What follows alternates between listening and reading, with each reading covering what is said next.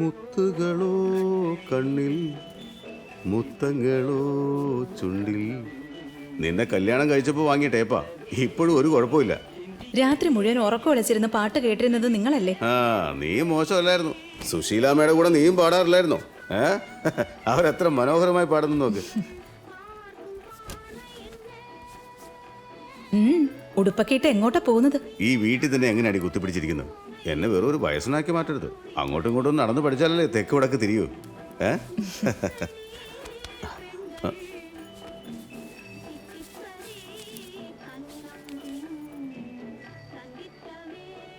ഇതെന്താ ഇത്?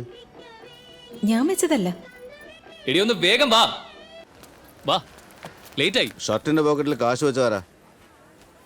ചോദിച്ചതിന് ഉത്തരം പറയാതെ ആരും പുറത്തു പോരുത്. ശരി, ഞാൻ കോളേജിൽ പോകുന്നില്ല. നീ മാർക്കറ്റിലും പോണ്ട. നമുക്ക് എല്ലാവർക്കും കൂടെ നാട്ടുവിശേഷം പറഞ്ഞിരിക്കാം. എന്താ ജയിലിലെ കഥ കേൾക്കാനാണോ?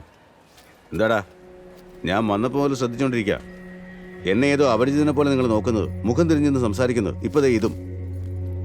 ജയിലിൽ പോയിട്ട് വന്നവനെ പിച്ച തന്ന് കളിയാക്കുവാണോ? അതെ, പുറത്തു നിന്ന് വഴക്ക് കൂടണ്ട. ആളുകൾ കണ്ടാ ചിരിക്കും. അകത്ത് ഒരെണ്ണം തന്നാലുണ്ടല്ലോ. എന്തിനാ അടിക്കും തൊഴിക്കുമെന്നൊക്കെ പറയുന്നത്? ഇപ്പോ അടിക്കുമെന്ന് പറഞ്ഞില്ലേ? അവരെത്രമാത്രം കഷ്ടപ്പെട്ടതാണെന്നറിയോ? നിങ്ങൾ ഒന്നും അറിയാതെ ജയിലിൽ പോയി കിടന്നില്ലേ? ഞങ്ങൾക്ക് ഭക്ഷണം തരുന്നതിന്, സ്കൂളിൽ വിട്ട് പഠിപ്പിക്കുന്നതിന്. അങ്ങനെ ഒരു എന്താടാ നീ ഉച്ചത്തിൽ സംസാരിക്കാറായോ?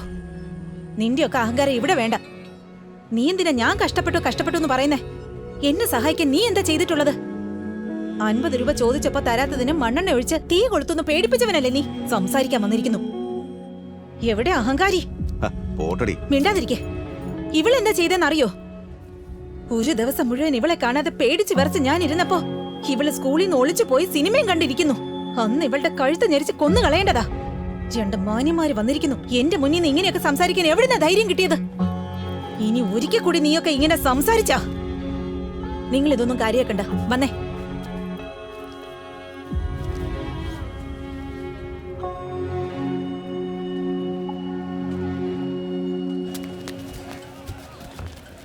ഇങ്ങനെ കാ കുത്തി ഇറച്ച് കയറ്റി അത് കേടായി പോകുന്ന അറിഞ്ഞൂടാ. ഈ പൂവിനും റോബസ്റ്റയും വേറെ വേറെ വെക്കേ. എടാ ഇറക്കടാ, പറഞ്ഞത് കേട്ടില്ലേ?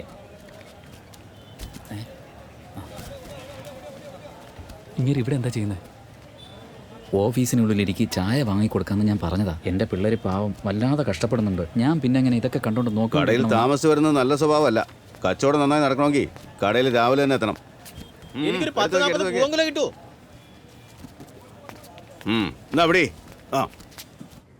ഇതൊക്കെ പഴയ തൂണാ, പൊട്ടിപ്പൊളിഞ്ഞു.